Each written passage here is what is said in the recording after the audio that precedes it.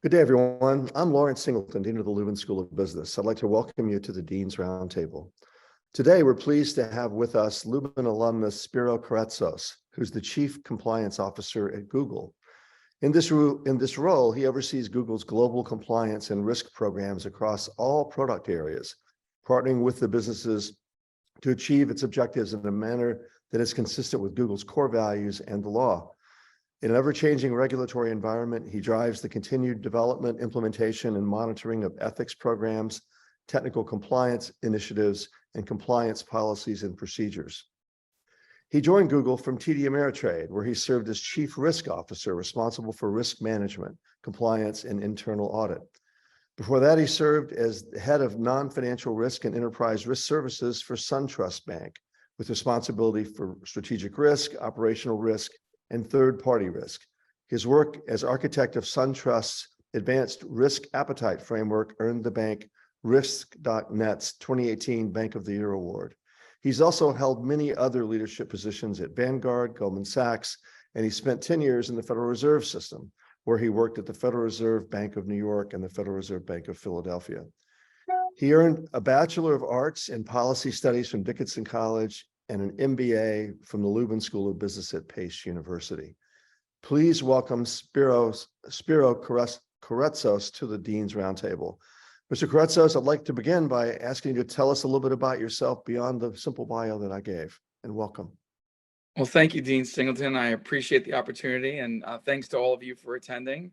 Always great to come back to your alma mater and share a little bit about your story. I was just sharing with the dean that it feels just a short time ago I was sitting in your shoes preparing for my future. Never thought I'd be coming back and telling my full story, so happy to be here. I grew up just in New York, and I was in Westchester County, and I wanted an opportunity to leave New York for college. So I had a chance to play football and lacrosse at Dickinson College, as you mentioned, in Carlisle, Pennsylvania.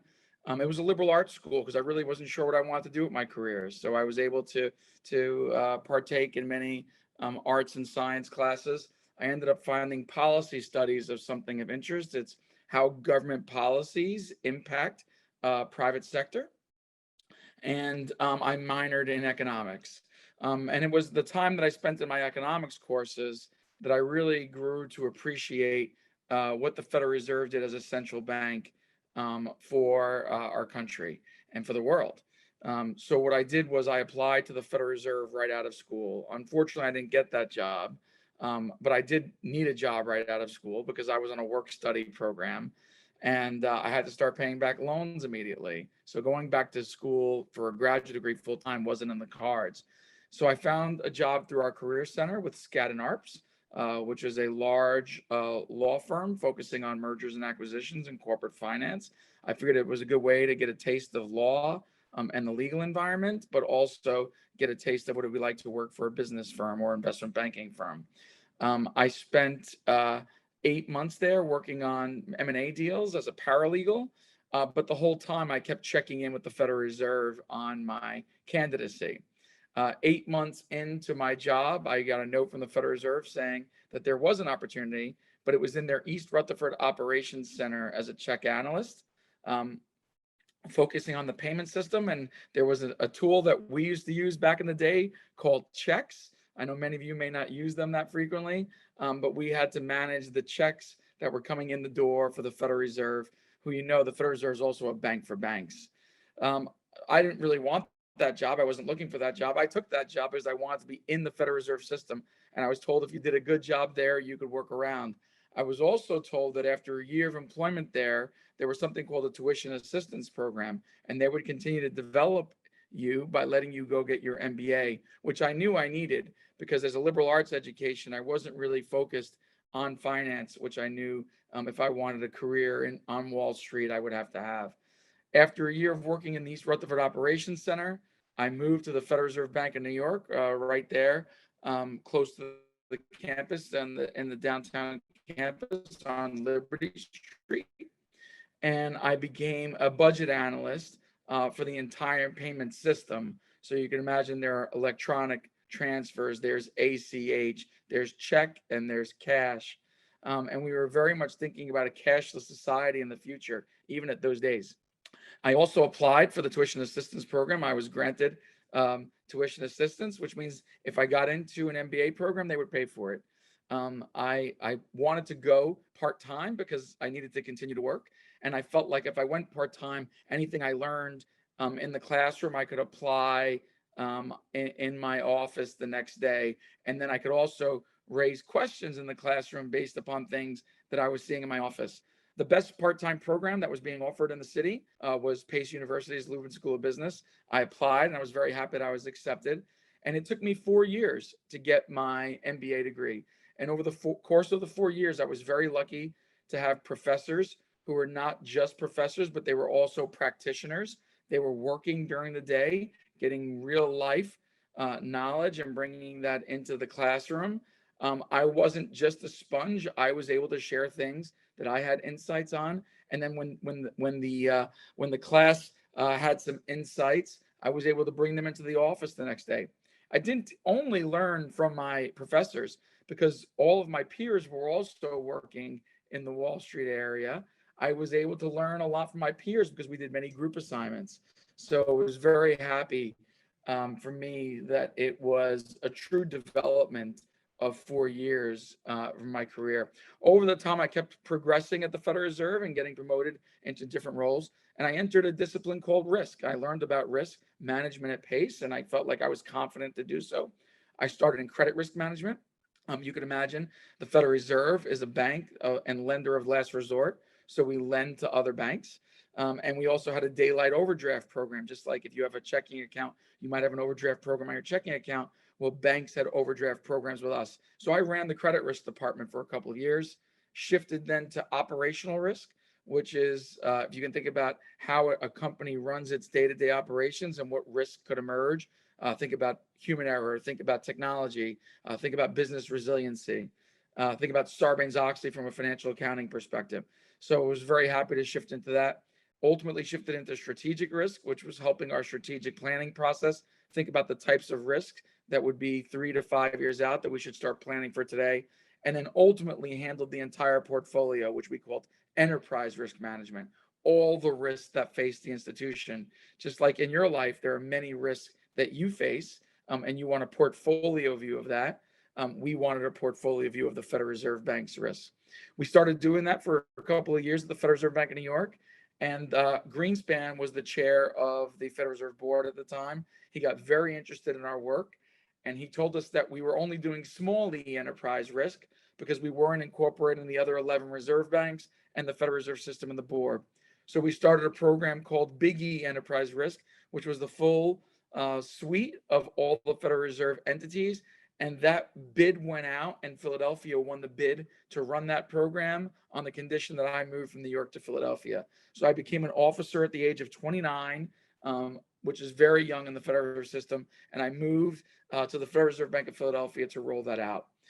After rolling that out for 2 years, I went to every reserve bank during that period, met with their boards of directors, rolled out a risk management program that was bespoke for their bank, but that had the right hooks and common denominators so that we can aggregate for the Federal Reserve System portfolio level. Learned a lot during that period.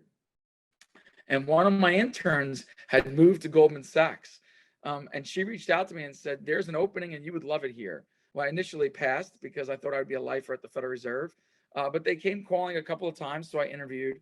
And it was an amazing opportunity to take the work I was doing at the Federal Reserve, apply it to Goldman Sachs, and do it globally, which I wasn't doing before. So that was my first step into global. And I felt confident doing that because A, there were global students at the Lubin School of Business that I got a chance to interact with. And we had a global mindset at the Lubin School of Business when we were thinking about finance and management. So I wanted a chance to be part of a global organization. I did not know the financial crisis was coming. But while I was there, the global financial crisis came. And being in risk management, we were right in the middle of it. And I learned so much. I call this my bunker education because we lived and worked there almost 24 hours a day, it felt like. We had a hotel that we owned connected to our building, and we would go get a couple of hours of sleep there for 6 months or a year period. And I can tell you, while our peers like Lehman and Bear had tremendous problems, and actually some of them did not withstand the crisis. We withstood the crisis. It was our risk management capability that allowed us to survive. We were regulated by the Federal Reserve immediately after the crisis, which was great for me because I knew their practices, and I became a good intermediary between the Federal Reserve and Goldman, and that experience helped me get promoted to a global co-head position at Goldman Sachs. And I spent almost 6 years there, and we got through the financial crisis. Learned a lot, but it was taxing on my family life. I wasn't around. I have a wife and 3 boys. I was barely around, and I realized that's not the way I want to live my life. So Vanguard, you might be familiar with them. They're an asset manager. They have, over 3 to 4 trillion of assets under management, and they were looking to build up their enterprise risk management program because they were worried that they were going to get designated as a SIFI, a systemically important financial institution, because of their size, and they needed someone that knew how to run a risk management program, and if the Fed would then start regulating them, would have a good relationship with them as well. So I spent another 6 years building their program up and learning about asset management. So you remember, I started as a central bank, so I was a central banker. Then I went to an investment bank. I was an investment banker, and then I did an investment management company and learned investment management. After doing that for almost 6 years, I got a call, and a bank in Georgia, based in Atlanta, called SunTrust, was coming out of the crisis, and they wanted to learn how to take risk again. They wanted to build up a risk appetite program. So I was hired there to build up their risk appetite program, because coming out of the crisis, they were gun shy and they weren't taking enough risk anymore. So what I did is I helped build a risk appetite program to show them how much more risk they could take. It just so happens while I was there for the 2-year period, they ended up being bought out by BB&T. So I left during that merger and came back up to the Northeast, where I went to TD Ameritrade. And I became the chief risk officer of a brokerage firm, an online brokerage. So following my career again, we went from central banking to investment banking, from investment banking to investment management, from investment management to regional banking, retail banking, and commercial banking at SunTrust, and now to brokerage. So I had pretty much seen everything outside of insurance. And I loved my work at the online brokerage firm. It was very fast paced, many risks that we had to monitor as the chief risk officer. And I was part of the executive leadership team there, which meant I was making strategic planning decisions for the whole company with the CEO, who I reported directly to. So for me, that was a tremendous amount of financial services knowledge. It just so happened that we were bought by Schwab during my period there. So that was my second merger and acquisition during the period where I had been acquired. And in order to take the package, I was no longer allowed to work in financial services for 2 years as part of a non-compete. So I asked myself, where can I go that is really interested in risk management these days? Who's in front of Congress? Who are the people that are getting scrutinized? And it was big tech. Big tech is now under the radar. Big tech is getting scrutinized. So I interviewed with Google, and they didn't have a chief risk officer job. They had a chief compliance officer job, which also managed the 23 risk programs that they had, such as business continuity, information security, Sarbanes-Oxley, privacy. So I took that opportunity, and I've been at Google for 2 years now, running this global position. In fact, I'm dialed in today from Athens, Greece, where I'll be going to the office this week before I head back to the US for the holidays. And while I'm learning a lot about the tech industry, I'm able to share so much about the financial services industry, especially for my last job in an online brokerage firm where we were more of a fintech. So I really like the tech and fin intersection. And I've been able to share a lot of lessons that we've learned throughout my 25-year career in financial services. So with that, my chief compliance officer responsibility is I run the ethics and integrity program for the company, making sure there's no conflicts of interest, making sure everyone takes their compliance programs, and trying to build an army of emissaries for doing the right thing. You might remember hearing about Google's do no evil policy, right? That ties into our work. We want to make sure what we're doing will lead to positive benefits for all. And we're very global, and we have billions upon billions of users and clients across the world. And then on my compliance side, ties right back to my undergraduate work of policy studies, where there are many, many regulations that are coming out that impact us as a private sector company. And we have to adhere to global regulations, country by country, region by region, such as the European Commission, and in the US where we're headquartered. So we work with a program where we inventory all of the rules of the road, all of the regulations we have to follow. And then we have a trust but verify program that says, while we trust everyone's following the rules, we need to verify that. So we build testing programs and assurance programs to validate that what we say we're doing, we're actually doing. And that helps us from a regulatory perspective as well. And we do our best to try to build credibility with those regulators, because if we're credible with the regulators, we can influence the rules of the future as they're starting to think about new rules around AI and other key areas that we play a key role in. So I'm very excited to share with, almost over 25 years of experience, all of that on the backbone of my MBA at the Lubin School of Business. And I really would like to leave a lot of time for you so that you can ask your questions as you're embarking on your career. But that's been my road, and it's been quite enjoyable. It's been quite a roller coaster ride, but I wouldn't have had it any other way. My educational experiences and dealing with different financial services firms, all of them with a tremendous reputation. I'm very proud of my career, and I'm happy to give back and help you as you're starting yours. Thank you. Really interesting career. There's no question about that. We'd like to open it up now for questions. And if you would, please raise your hand in the function, the raise hand function, like I've just done there, and Molly will call on you. So you can ask your question directly to Mr. Karetsos. And when you do, if you tell him your name, where you're from, and your major at school, what you're studying at school. I know this isn't a shy group. You're right. Someone needs to break the ice. I have a question, if I could go first. Yes, please. Yes, Yeah, sure. My name is Brandon. I'm an accounting major at Pace here. And I guess my first question is, like, seeing as the year's coming to an end, what are some major goals? Brandon? Where are you from? I'm living in Mount Vernon right now, Westchester. Okay. Yeah. And then what's your career aspiration, Brandon?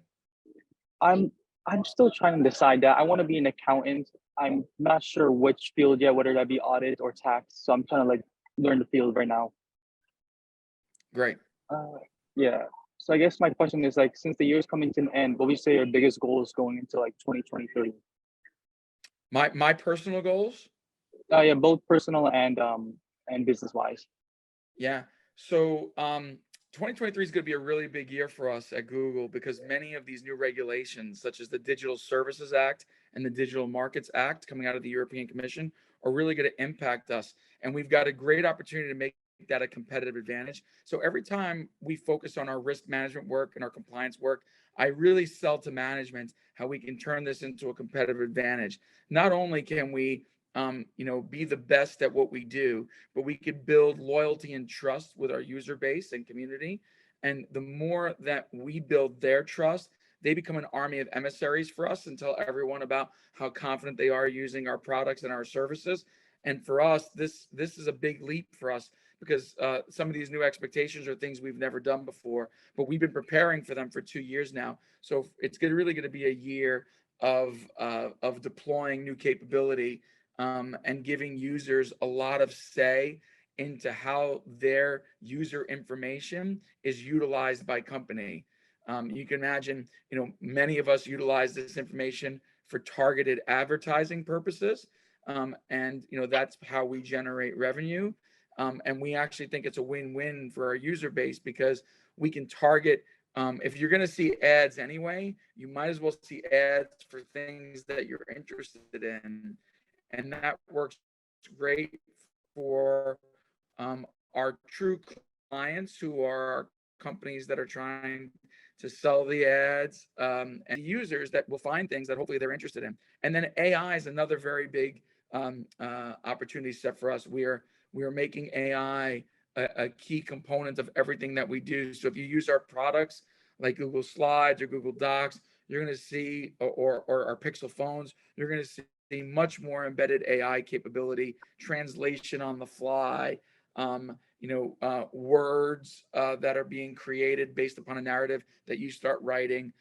So it's just going to be a very exciting time for us. Yeah, thanks. That sounds really promising.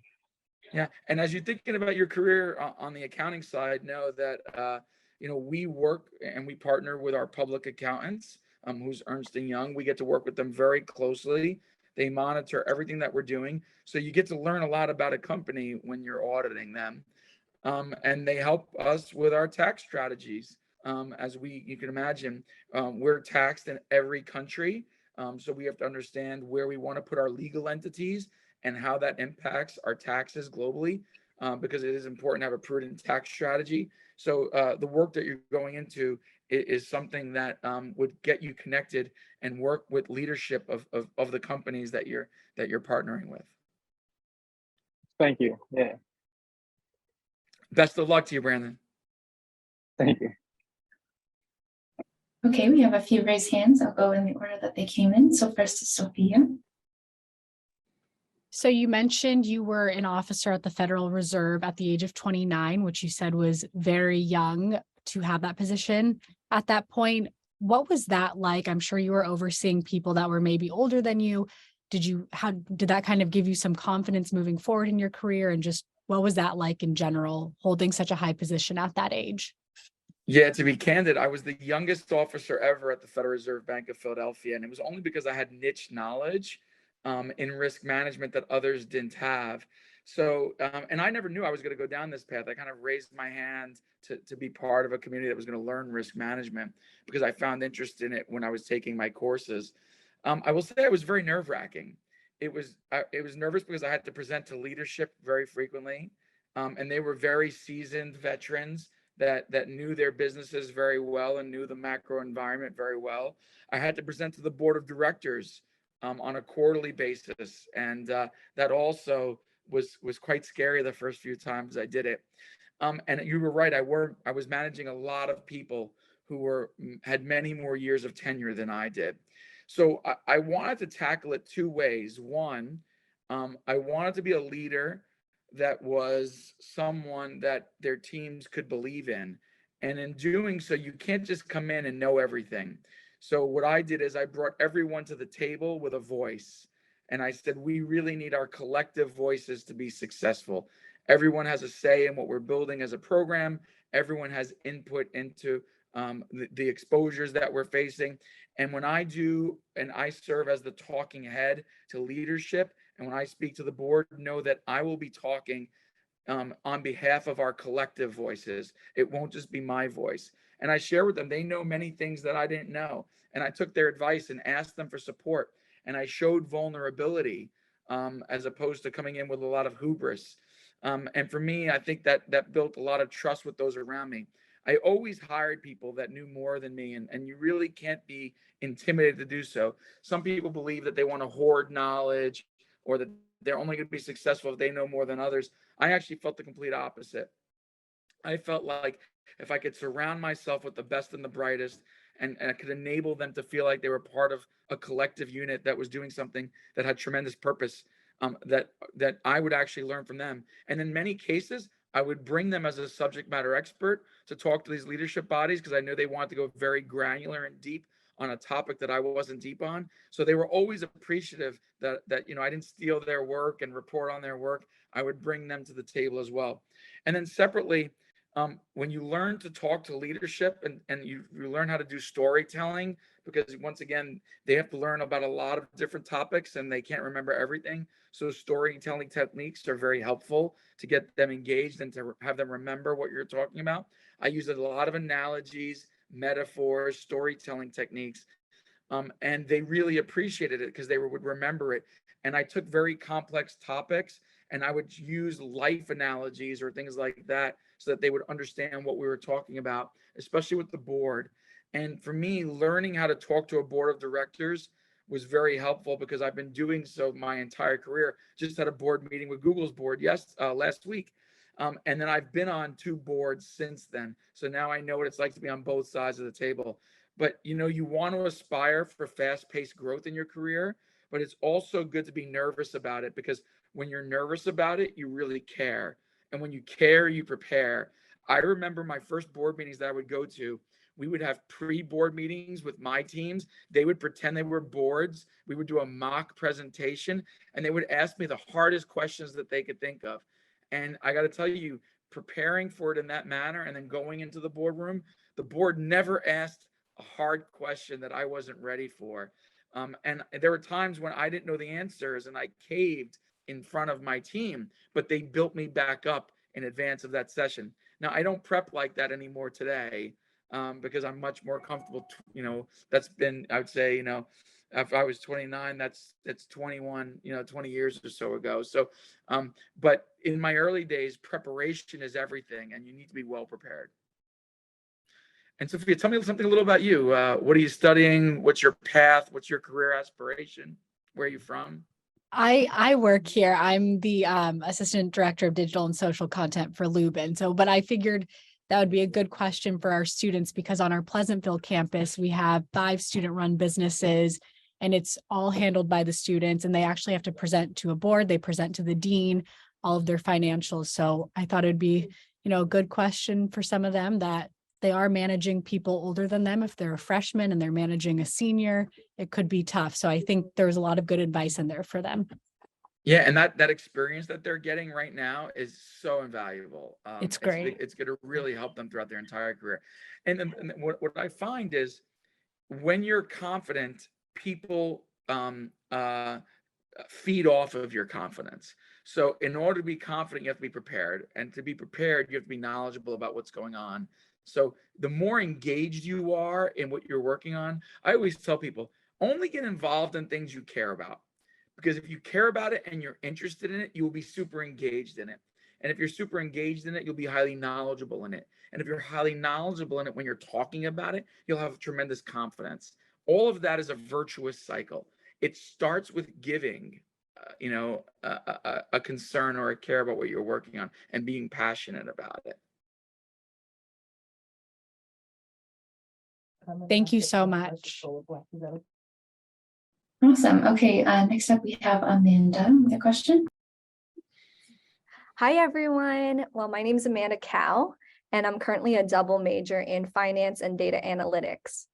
So my question is, so currently we're in a recession time. How do you feel the market of Google, the stock market of Google, when to buy, when to hold? Because I option trade as well. So I'd like to have some insight. Yeah. Well, that's great that you're getting involved in the market at such an early age. For me, I pretty much, put money into a 401k and just let mutual funds carry it forward. But once I got more advanced in my career, I started doing a little bit more investing. And the other thing is, you get stock grants when you work at these different companies. And once those stock grants vest, you have to figure out, am I going to sell it? Or am I going to hold on to it, right? So you want to make some good decisions about your own portfolio. I've had a very simple strategy in my career. In my career, I said, listen, I'm worried about concentration risk, right? And concentration risk says, I work for a company, they pay me my salary, if they pay me my bonus, and I have stock in that company's name. So I get very overly concentrated on how that company's doing or how the economy impacts that company. So what I do is, the moment my stock is available to sell, I actually sell my stock the day it's available. I take zero market risk on it. And then I put it back into my portfolio that's more highly diversified. And what I learned when I was in investment management at Vanguard is, not only does diversity help you, but time helps you, your time horizon of investing. So Bogle had a theory. Bogle was the founder of Vanguard, that if you would invest on a regular basis and you could use that money to keep for the future and not touch it, that the time horizon says that over time, equities make between 6 and 10%, and bonds make between 2 and 6%. And there's, dividend reinvestment creates a compounding factor there. So if you're a long-term investor instead of a short-term trader, you can maintain a portfolio that is quite diverse, continue to invest in over time. You will get the dividend reinvestment. And if it's primarily equities, you'll average between 6 and 10% a year. And you'll see how great that does over your long-term horizon. Now, when I moved to TD Ameritrade, I learned a lot of people like short-term investing as well. Now, short-term investing, what I would say is you really need to study what you're investing. You don't want to follow trends, or you don't want to just hear about things and hear about someone else investing in it and you do. You really want to take your Lubin School of Business knowledge about how to do financial statement analysis. You want to read quarterly earnings reports, and you want to invest in companies that you really believe in. And then you also want to study the macroeconomic environment, and you want to be able to look for correlations between the macroeconomic environment and the companies that you want to invest in. So for example, right now, even though we're in a session and it's inflationary, interest rates are going up. Well, a lot of financial service firms have interest rate sensitive assets. So if interest rates go up, it's good for those firms because they have interest bearing assets. So you want to take a look at where are we in the economy and what companies will succeed in this economic condition.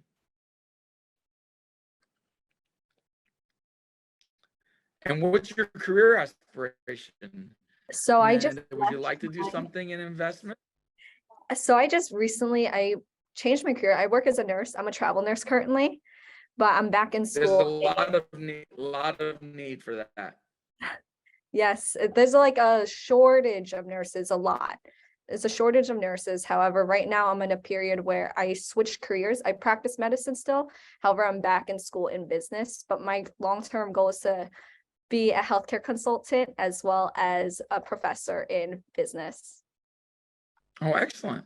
Well, professors are a great opportunity to give back. My professors, I just can't thank them enough for them spending time teaching us their knowledge. And healthcare, as you know, there's a lot of healthcare debates. So being a healthcare consultant, learning and understanding how government rules and regs are changing healthcare so that you can advise on that. It's very good to stay connected on where the regulatory environment's going as well. Mm-hmm. Appreciate the insight. Thank you. Thanks so much. Okay, next we have a question from Nicholas. Hi, my name is Nick. I'm a junior finance major. I'm from Long Island, New York. And my question was, you have had many jobs in different areas of finance and business. Did you have a favorite job, and was it because of the culture of the company, or was it because of the type of work? Yeah, that's a great question. Thanks for asking, Nick. And I'd like to think that I really enjoyed each job, mostly because of the people that were around me. You know, just like going to school every day, you know, part of work is it's your life, right? I always tell people you spend, take 24 divided by 3, which is one day. You spend a third of that day sleeping. You spend a third of that day, if you're lucky, maybe more, with the people you work with, and a third of your day doing what you like to do or spending with your family, right? So that second third of being around people that are in the office, that are your colleagues, you really need to enjoy. And I've been very lucky. I've been able to enjoy the people I've worked with, and I've been able to mentor in each of those organizations. And I'm very lucky in that I've got to see different cultures. I'm glad you mentioned culture. You're going to want to make sure that you're are part of an organization that aligns culturally with you and is something that you feel like you can have a long-term career. Because what I tell people is, if they're contra culture, meaning if you're working in a company where it's contra culture to you, you probably can only give it a year or two before you leave, because it's not going to be very rewarding for you every day. And the other thing is to remember is, what's the purpose orientation of that company? So the Federal Reserve had a great purpose orientation. I spent a decade there. It was about being the central bank for the United States of America. And everything we did was very patriotic, and doing it for this country and our benefit. And you could really buy into it. 9/11, we did a lot of things. I was in New York on 9/11. We did a lot of things to keep banks open, to keep funds flowing when we were in real crisis mode. So you want to be able to tie to the purpose. At Goldman, it was harder to tie to the purpose, I'll be honest with you, because the purpose was profit orientation. If you find that you're a true purpose-oriented person, that doesn't last very long when you know that you're just trying to beat quarterly earnings and help your shareholders out. For me, it was exciting because it was fast paced and it was my first global job and there was a lot of travel. So I learned a lot there, but I couldn't stay there long term because of the purpose orientation. And then Vanguard and then SunTrust and ultimately TD Ameritrade. It was ultimately about helping a set of clients prepare for their future and have financial confidence. And for me, coming from a family that didn't have a lot growing up, I really valued those companies that were trying to help families and maybe help prepare them, pay for a wedding, pay for an education, save for their retirement. That was all really important to me. And now, the company that I'm part of today, our mission is to give information to the world. And that's something that you can really rally behind because if you just think about it, like when I took this job, my kids were funny. They were like, Dad, like you're working somewhere that when someone wants knowledge, they say just Google it, right? And that's the company you work for. And not only do you work for them, I'm the finger on the pulse to make sure we're doing everything in a right way, right? And that we've got good, it's the means are as important as the ends. It's the how we do things. So for me, I can really see how our products and services help people in their lives. And knowing that you're a part of that, you don't want to feel like it's work. You want to feel like you're going in and doing something productive every day. If it feels like it's work, you might want to do something different. So for me, when jobs feel like you can go in and you're happy to be doing what you're doing every day, you're happy to be helping people, you're happy to be working with great people, it doesn't feel like work and it doesn't feel like you're wasting an eighth of your life. So if you ever find like you're in a position where it sounded great and now I'm here, but I hate waking up every morning, I hate getting dressed, I hate going in, or you're working in an environment that forces you to go into an office 5 days a week and go through a terrible commute. Right now, post-COVID, hybrid work is the rage. People are realizing they can save on their commute. They can live anywhere in the world. They can have conversations like we are today over video. So it's important for me now to have quality of life at this phase of my career. And I don't want to put a suit on and I don't want to go into an office 5 days a week. So you'll find that your needs will change over the course of your career and you'll start making adjustments on where you want to be if the company isn't adjusting to suit you. Okay, thank you. Yeah. And what do you want to do, Nick? Like wealth management or like investment banking, somewhere, something like that.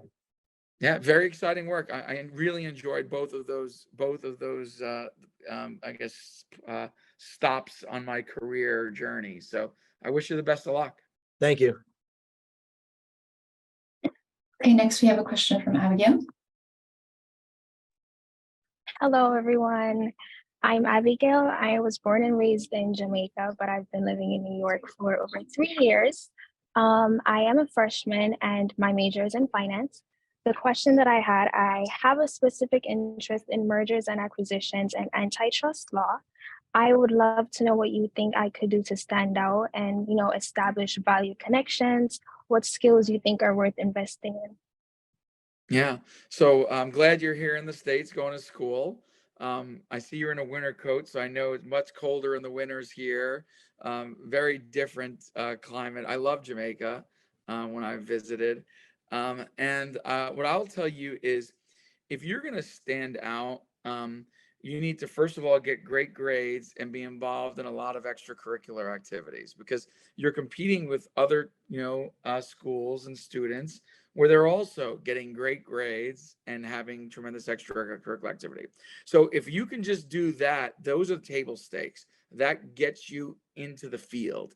If your grades aren't strong and you're not working hard on schoolwork, it's going to be a reflection of your work ethic and your capability. And I know the teachers and the professors at PACE will work with you. So if you find that there's a particular course that you're struggling with, continue to work with that professor. Find out what you can do. And then get engaged in things like clubs or how Sophia was talking about earlier about, work efforts where you're doing things outside of your academics. So that's very important. Those are the table stake elements. Now, what can you do to differentiate yourself outside of those table stakes? Well, the one thing is the Lubin School of Business has a tremendous number of alumni in the field, right? So you should start working with the alumni office and the career office and getting a feel for which PACE alums are working for companies or industries that you're most interested in. And then, like for me, you can reach out to me on LinkedIn. And I will tell you, I know my peers as well as former PACE alum. If a current PACE student reaches out to you and says, I'm a PACE student and I'd like to connect with you on LinkedIn, no one says no. Everyone connects with you. And then it's a matter of starting to build relationships with them and networking, and they'll connect you with other people. And you got to be proactive on your career. You can't just sit back and wait for it to happen to you. You'll never know when the next relationship is going to help you, right? So continue to build out your network, continue to have great internships. Your internships will set you up for success. Even if it's not a paid internship, but if it's an internship in the field that you want to be in and you can learn something, you put it on your resume and you leverage that in your next set of interviews, right? So you want to make sure that you're constantly building and evolving your resume so that it looks better for the next opportunity set that you want. Thank you so much. Good. I wish you the best of luck. I'm sure you'll do great. We have a question from Lola. Hi. Thank you so much for having me. I know we're almost at time. I'm gonna keep this quick. Very excited to say this question. I am a double PACE alum, have my undergrad in econ and stats, and then master's from the Seidenberg School. I'm also a fellow Googler. So all the things you just shared, I was like, so very excited. My question today is, I know PACE has played a very significant part in my professional career journey. Can you share what has been some of the favorite things that PACE instilled in you or left its mark on you as you went through each of your different positions throughout your career? Yeah, so thanks for asking the question. So I think for me, the greatest thing that I loved about when I was at the Lubin School of Business was that the professors were not, for the most part, full-time professors. It meant, sometimes I was worried that, in undergraduate, it was how relevant was the things that I was being taught, and did the professors have, real-time understanding of what was going on in the world. And I really believe that in PACE, that my professors had their fingers on the pulse of what was going on in the business world, in the economy, and they would bring that into the classroom. There'd be a recent event, maybe in the news, and we would talk about for a little bit. So I actually thought that them giving back of their knowledge was very important. And for me, that's what I do. I've started to also do some teaching from a faculty perspective. I'm on staff at Carnegie Mellon for their executive leadership, and for Wharton School of Business, which is associated with the RMA.